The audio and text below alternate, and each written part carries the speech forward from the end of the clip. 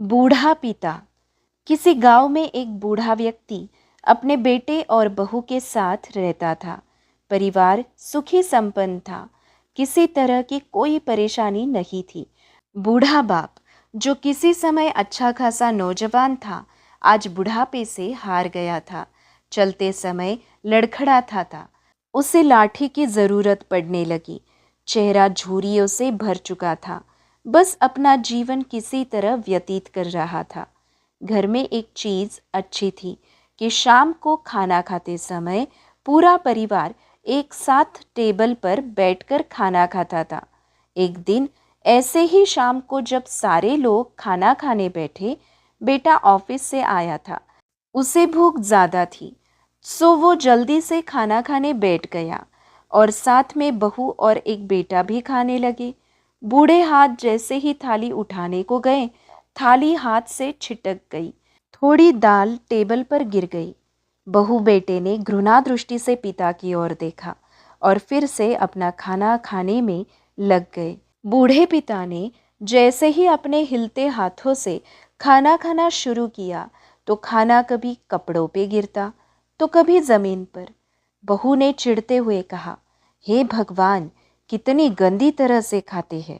मन करता है इनकी थाली किसी अलग कोने में लगवा देते हैं।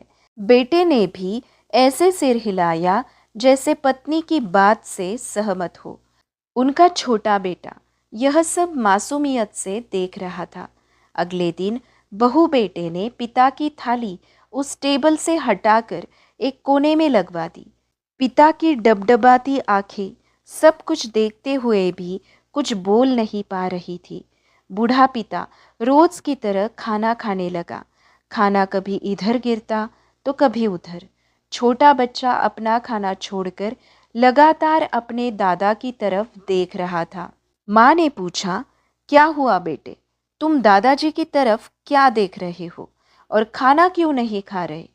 बच्चा बड़ी मासूमियत से बोला, माँ, मैं सीख रहा हूँ कि वृद्धों के साथ कैसा व्यवहार करना चाहिए।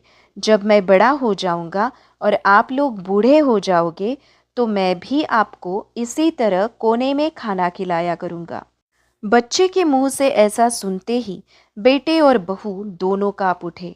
शायद बच्चे की बात उनके मन में बैठ गई थी, क्योंकि बच्चे ने मासूमियत के साथ एक बहुत बड़ा सबक दोनों लोगों को दिया था। बेटे ने जल्दी से आगे बढ़कर पिता को उठाया और वापस टेबल पे खाने के लिए बिठाया, और बहू भी भागकर पानी का गिलास लेकर आई कि पिताजी को कोई तकलीफ ना हो। आज की कहानी कैसी लगी हमें कमेंट में ज़रूर बताएं। वीडियो पसंद आए तो चैनल को लाइक और सब्सक्राइब कीजिए। इसे अपने दोस्तों और परिजनों के साथ शेयर कीजिए।